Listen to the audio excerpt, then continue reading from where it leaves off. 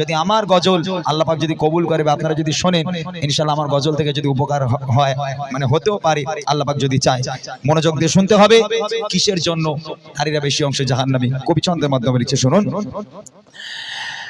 বলি ও ফাতেমা স্বামীর সেবা কো পৌঁছে না, বলি ও ফাতেমা স্বামীর সেবা কো পৌঁছে না, স্বামীর পায়ের তলে বেহেশত ভুলে যেও না, স্বামীর পায়ের তলে বেহেশত ভুলে যেও না।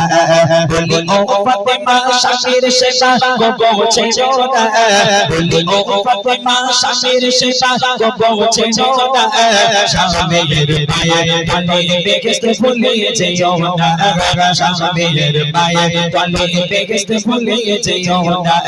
বলি ও ফাতেমা স্বামীর সেবা কো পৌঁছে না, বলি ও ফাতেমা স্বামীর সেবা কো পৌঁছে না, স্বামীর পায়ের তলে বেহেশত ভুলে যেও না, স্বামীর পায়ের তলে বেহেশত ভুলে যেও না। প্রথম কারণটা আপনাদেরকে শোনাই, আমি একটুখানি বুঝিয়ে দেবো, আপনাদেরকে বুঝতে হবে। এই গজলটা একটু মন দিয়ে শুনবেন এবং বুঝবেন আমি কি বলতে চাইছি। আপনারা জ্ঞানী গুণী মানুষ, আমার গজল থেকে আপনারা হয়তো শিক্ষা নিতে পারবেন। শোনেন, কবি লিখছে, দিনের পরেও দিন কেটে যায় পাপের তরে, দিনের পরেও দিন কেটে যায় পাপের তরে, হাড়ি ওঠে না চুলালে ফাতেমার ঘরে, হাড়ি ওঠে না চুলালে ফাতেমার ঘরে, তারে তারে ঘুরে আলী কাজে নাহি পায়, ও তারে তারে ঘুরে আলী কাজে নাহি পায়, অবশেষে নিরাশ হয়ে ঘরে ফিরে যায়, অবশেষে নিরাশ হয়ে ঘরে ফিরে যায়। রাখিও বিবি স্বামীর শুকর করতে ভুলে না, রাখিও বিবি স্বামীর শুকর করতে ভুলে না, স্বামীর পায়ের তলে বেহেশত ভুলে যেও না, স্বামীর পায়ের তলে বেহেশত ভুলে যেও না। বলি ও ফাতেমা স্বামীর সেবা কো পৌঁছে না, বলি ও ফাতেমা স্বামীর সেবা কো পৌঁছে না, স্বামীর পায়ের তলে বেহেশত ভুলে যেও না, স্বামীর পায়ের তলে বেহেশত ভুলে যেও না। আম্মা জান ফাতেমাতুজ যোহরা রাদিয়াল্লাহু তাআলা আনহা, তানার ঘরে 2 দিন হয়ে যায়, 3 দিন হয়ে যায়, হাঁড়ি ওঠে না, চুলো জ্বলে না, খাবার নেই। হযরতে আলী দাঁড়ে দাঁড়িয়ে দাঁড়ে দাঁড়িয়ে ঘুরে বেড়ায়, কোথাও কাজ পায় না, কাজের তালাশ হয় না, কাজের সন্ধান হয় না। চতুর্দিকে ঘুরে ঘুরে কাজ না পেয়ে অবশেষে মনটা মলিন করে নিরাশ হয়ে ফাতেমার ঘরে ফিরে এলো। ফাতেমা দরজা খোলো। আম্মাজান ফাতেমা দরজা খুলে দিল। হযরতে আলীর মনটা খারাপ, যেহেতু ইমামে হাসান ইমামে হুসাইন ক্ষুধার যন্ত্রণা সহ্য করতে পারে না, ক্ষুধার চোটে কাঁদতে কাঁদতে কখনো বেহুশ হয়ে যায়, আবার আম্মাজান পানি মারি, আবার 2 ভাই আবার তাদের জ্ঞান ফেরে, আবার ক্ষুধার যন্ত্রণায় আবার অজ্ঞান হয়ে পড়ে যায়। এইভাবে তাদের দিন যায়। হযরতে আলী দাঁড়ে দাঁড়ে ঘুরে, কোথাও কাজ মিলল না, নিরাশ হয়ে বাড়িতে এলো। আম্মাজান ফাতেমা জিজ্ঞেস করছে, কি ব্যাপার, আপনার মন খারাপ কেন? বলো, ফাতেমা আজকেও তোমাদের মুখে আহার দিতে পারবো না, আজকেও কোনো কাজ পেলাম না, তোমাদের জন্য খাবার আনতে পারলাম না। আম্মাজান ফাতেমা বলছে, আরে রিজিকের মালিক কি আপনি? রুজির মালিক তো আল্লাহ, আল্লাহ আপনাকে দেয়নি তাই আপনি পাননি, মন কেন খারাপ? আল্লাহ আপনাকে দেয়নি তাই আপনি পাননি, আরো একদিন শুকিয়ে থাকবো, অসুবিধা কি আছে, চলে আসেন, মন খারাপের কোনো কারণ নেই। দেখেন স্বামী স্ত্রীর ভালোবাসা মহব্বত কাকে বলে, ঈমান কাকে বলে। বলে রুজির মালিক তো আপনি নয়, রুজির মালিক আল্লাহ, আল্লাহ আপনাকে দেয়নি তাই আপনি পাননি। আর আমার ঘরের ভাইরা যদি 2 দিন একটু শরীরটা অসুস্থ লাগে, যদি শুয়ে থেকে আমার ঘরের মায়েদের মুখ পানে তাকানো যায় না, বলে ওলা ওটা খালি খাবে আর ঘুমাবে, যাও কাজে যাও, খালি খাবে আর ঘুমাবে। আমার মায়েরা এরকম বলে। আম্মাজান ফাতেমা বলছে, চিন্তা করবেন না, আল্লাহ তো রুজির মালিক, আল্লাহ আপনাকে দেয়নি তাই হয়নি, আপনি ঘরে চলে আসেন।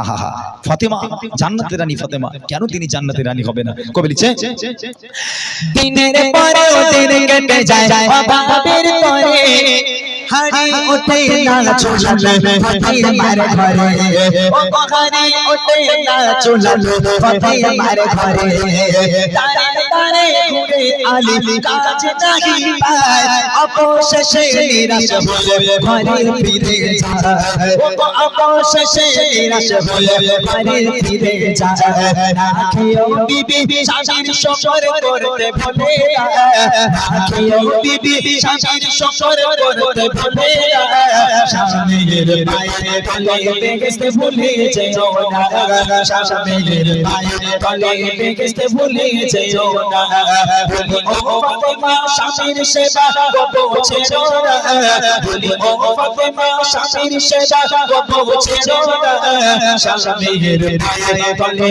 বেগেস্তে ভুলে যেও না স্বামীর পায়ে তলে বেগেস্তে ভুলে যেও না।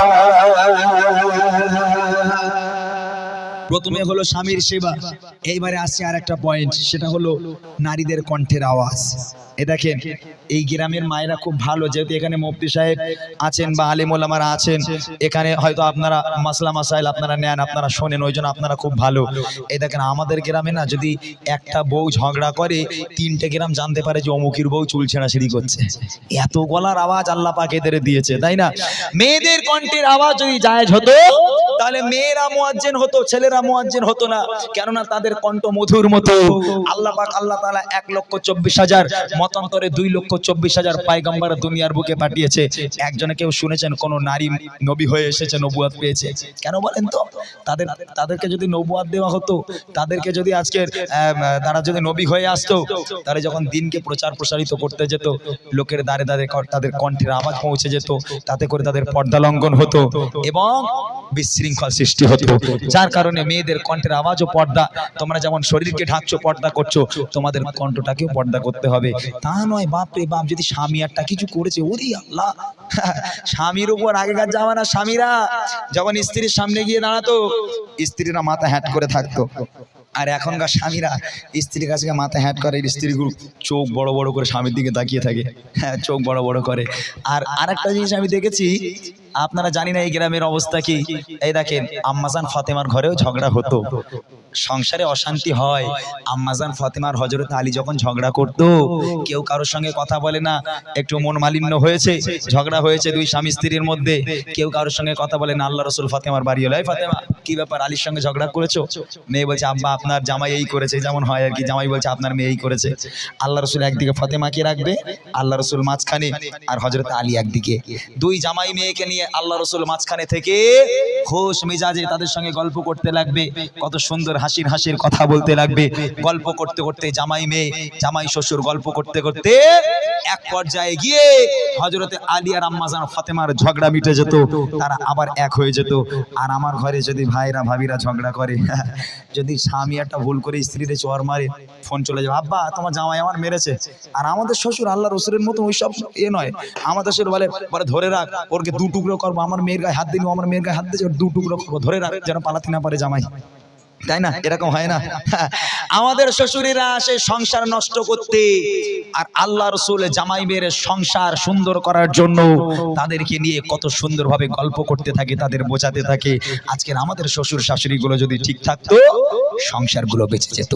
আর মেয়েরা স্বামীকে সম্মান করত, যদি শ্বশুর শাশুড়ি ঠিক থাকতো, স্বামীর কাছে কেউ আর মাথা তুলতো না, স্বামীর কাছে গিয়ে আর কেউ জোরে কথা বলতো না। তাদের জন্য কবি লিখছে, নারী তোমার কণ্ঠের আওয়াজ জোরে কেন হয়, নারী তোমার কণ্ঠের আওয়াজ জোরে কেন হয়, কণ্ঠ তোমার পর্দা নারী সেই জানা নাই, কণ্ঠ তোমার পর্দা নারী সেই জানা নাই। নারী যদি স্বামীর সাথে জোরে কথা কয়, নারী যদি স্বামীর সাথে জোরে কথা কয়, সে সব নারীর উপর খোদা খুবই নারাজ হয় ও বসে সাথে নারীর উপর খোদা খুবই নারাজ হয় যতই ইবাদত করো তবে কবুল হবে না যতই ইবাদত করো তবে কবুল হবে না শামের পায়ের তলে দেখতে ভুলে যেও না শামের পায়ের তলে দেখতে ভুলে যেও না বলি ও ফাতেমা শামের সেবা পৌঁছেছো না বলি ও ফাতেমা শামের সেবা পৌঁছেছো না শামের পায়ের তলে দেখতে ভুলে যেও না শামের পায়ের তলে দেখতে ভুলে যেও না শামের পায়ের তলে দেখতে ভুলে যেও না